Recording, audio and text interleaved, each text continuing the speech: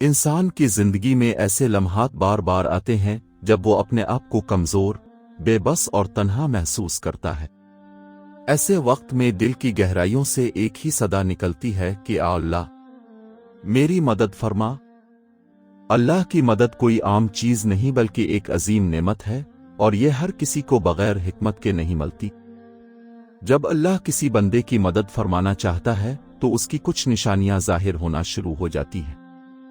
یہ نشانیاں انسان کے دل، اس کے اعمال اور اس کے حالات میں نمایاں ہونے لگتی ہیں۔ سب سے پہلی نشانی یہ ہے کہ بندے کے دل میں اللہ کی طرف رجوع پیدا ہو جاتا ہے۔ وہ دنیا کے سہاروں سے مایوس ہو کر اللہ کے در پر آ جاتا ہے۔ اس کے دل میں ایک عجیب سی بے چینی ہوتی ہے جو اسے نماز، دعا اور ذکر کی طرف کھینچتی ہے۔ وہ محسوس کرتا ہے کہ اصل سکون صرف اللہ کے ذکر میں ہے۔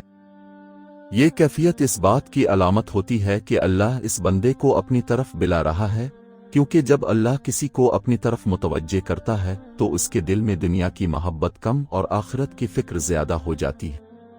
دوسری نشانی یہ ہے کہ گناہوں سے نفرت پیدا ہونے لگتی ہے۔ پہلے جو کام انسان کو معمولی لگتے تھے، اب وہی کام اسے بوجھ محسوس ہوتے ہیں۔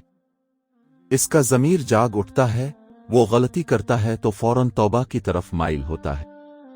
یہ تبدیلی اچانک نہیں آتی بلکہ اللہ کی خاص توفیق سے پیدا ہوتی ہے۔ جب اللہ کسی بندے کی مدد کرنا چاہتا ہے تو اسے گناہوں کی دلدل سے نکالنے کے لیے اس کے دل میں ندامت ڈال دیتا ہے۔ تیسری نشانی یہ ہے کہ مشکلات کے باوجود دل میں امید باقی رہتی ہے۔ حالات چاہے کتنے ہی سخت کیوں نہ ہوں، لیکن بندہ مایوس نہیں ہوتا۔ اس کے دل میں یقین ہوتا ہے کہ اللہ ضرور کوئی راستہ نکالے گا۔ یہ یقین عام انسان کے بس کی بات نہیں بلکہ یہ اللہ کی طرف سے عطا ہوتا ہے۔ قرآن میں بار بار یہ بتایا گیا ہے کہ اللہ کی رحمت سے نا امید نہیں ہونا چاہیے۔ جب بندہ ہر حال میں امید رکھتا ہے تو یہ اللہ کی مدد کے قریب ہونے کی نشانی ہے۔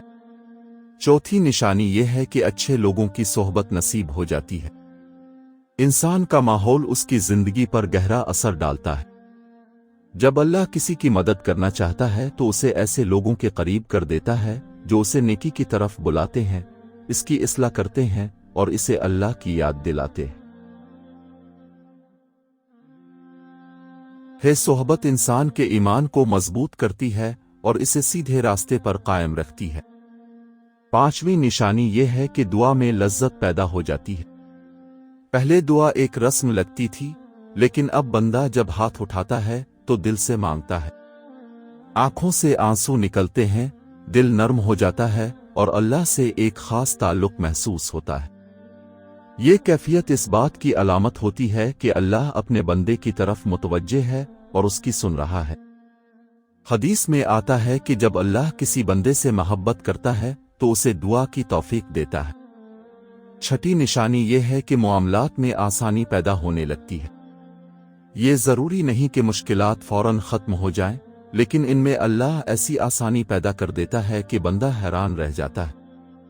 کبھی ایسے راستے کھل جاتے ہیں جن کا انسان نے سوچا بھی نہیں ہوتا۔ یہ اللہ کی مدد کی واضح علامت ہوتی ہے کہ وہ اپنے بندے کے لیے غیب سے اسباب پیدا کرتا ہے۔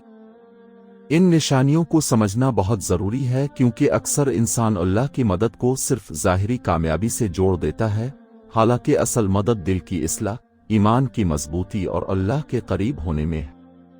دنیا کی کامیابی وقتی ہو سکتی ہے، لیکن اللہ کی قربت ہمیشہ کے لیے سکون اور کامیابی کا ذریعہ بنتی ہے۔ جب بندہ ان نشانیوں کو اپنی زندگی میں دیکھے تو اسے چاہیے کہ مزید عاجزی اختیار کرے، شکر ادا کرے اور اللہ سے اپنا تعلق مضبوط کرے، کیونکہ اللہ کی مدد حاصل کرنا ایک آغاز ہے، اسے برقرار رکھنا اصل امتحان ہے۔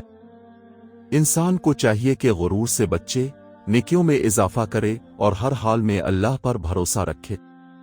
آخر میں یہی کہا جا سکتا ہے کہ اللہ کی مدد کوئی دور کی چیز نہیں، بلکہ وہ ہر اس بندے کے قریب ہے جو سچے دل سے اسے پکارتا ہے۔